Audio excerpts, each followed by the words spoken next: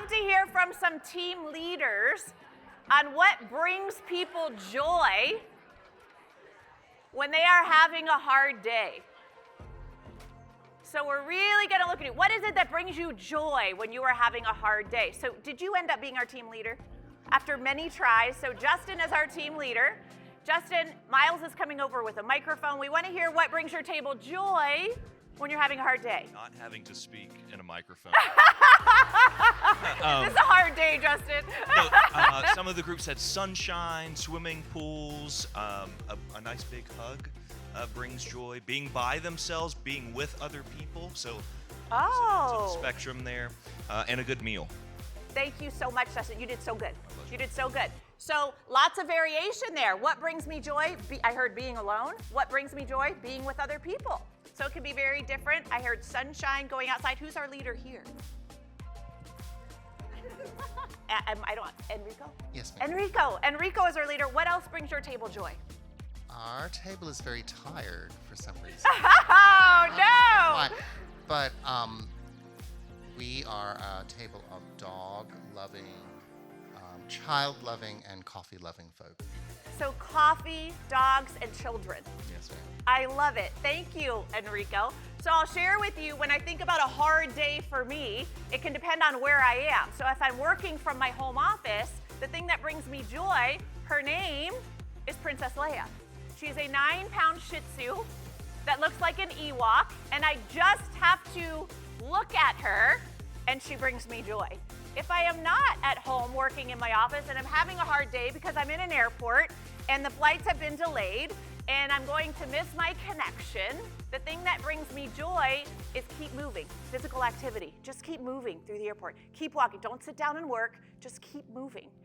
And so trust is built in small micro moments. It is not built in these grand gestures. Trust is built in small micro moments of finding out what brings your coworkers joy when they're having a hard day. Recognizing who is it that needs to be alone when they're having a hard day versus the person on your team that actually gets joy from being around other people. And so trust is built in these small micro moments that happen at work. And so I want all of you to think about, what are some micro moments that you have experienced at work that have helped to build trust? This one is now on you. This is our first activity in our booklet on page 2. Now this is a much quicker activity. I'm only giving you about a minute to a minute and a half to write down everything you can think of. So if you've written down at least 2 micro moments, stand up so that I know you thought of at least 2. If you thought of 2, stand up. So we're not using our team leaders here, but I would love to hear from anyone who would be willing to share one example of a micro moment. And I'm going to start with this table here because there's lots of people here, and I got to meet Sarah and the rest of the people at this team. Would anybody be willing to share an example of a micro moment? Yes, thank you.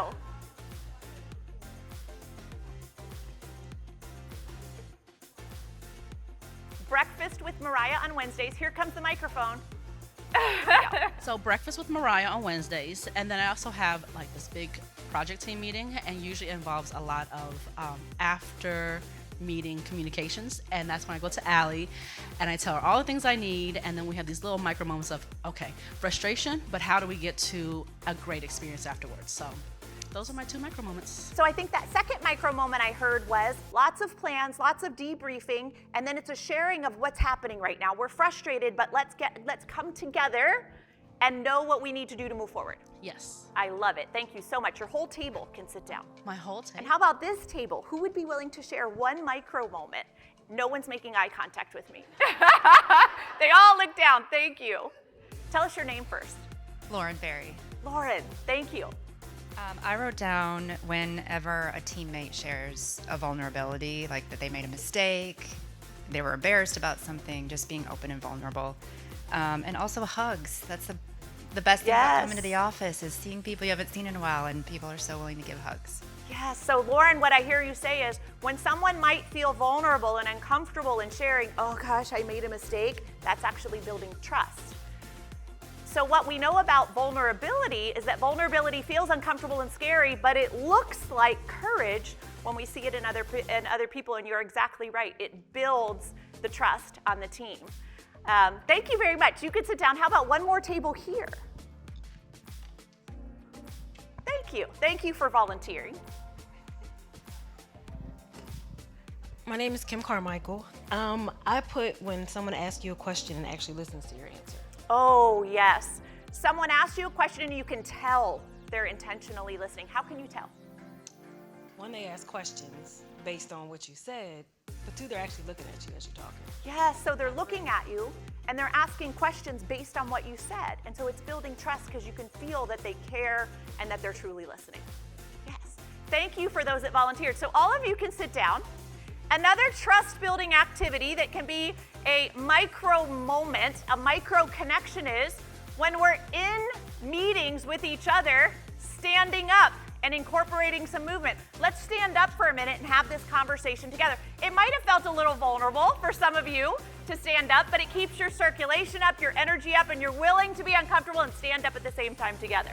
So other moments of building trust might be giving credit where credit is due. It might be when you make a mistake, not just admitting it, but admit it right away. When you know you've made the mistake, admit the mistake right away. How many of you, so I heard today that Dr. Brene Brown was here years ago. How many of you were here when Dr. Brene Brown was here?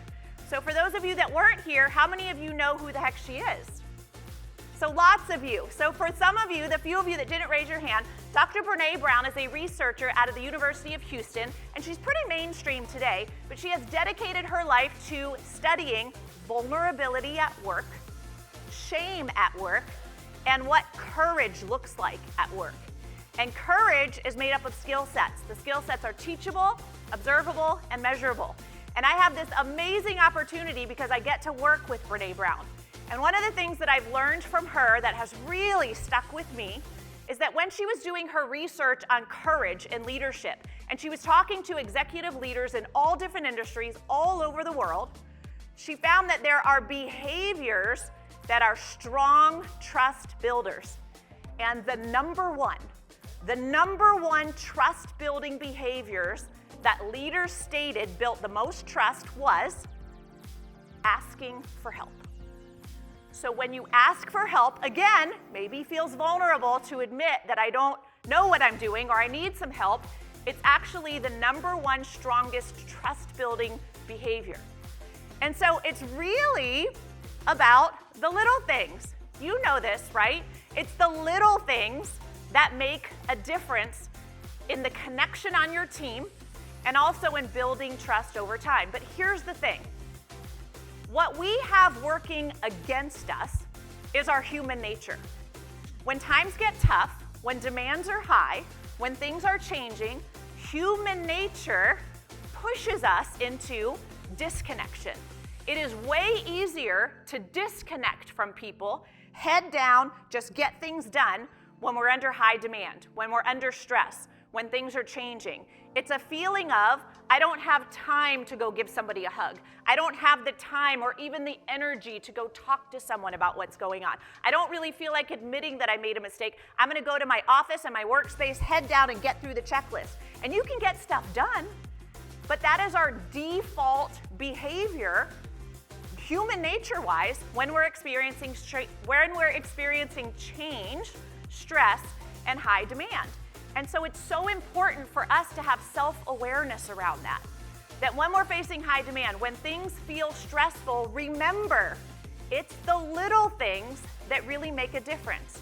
It's the pausing and going to talk to someone and share with them how difficult this time feels, or that the workload feels high, or even checking in on your teammates. And so I know for me, in my first experience of having that team chemistry at San Diego State, what happened was human nature. It got hard for all of us, and we were all head down. We disconnected from each other, and after a year or two, we were done.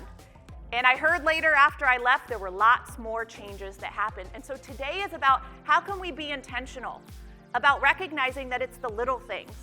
And knowing that when we want to default to, I just want to be alone and get through the day and get to the next thing and the next thing, the actual next best thing to do is go connect with another person.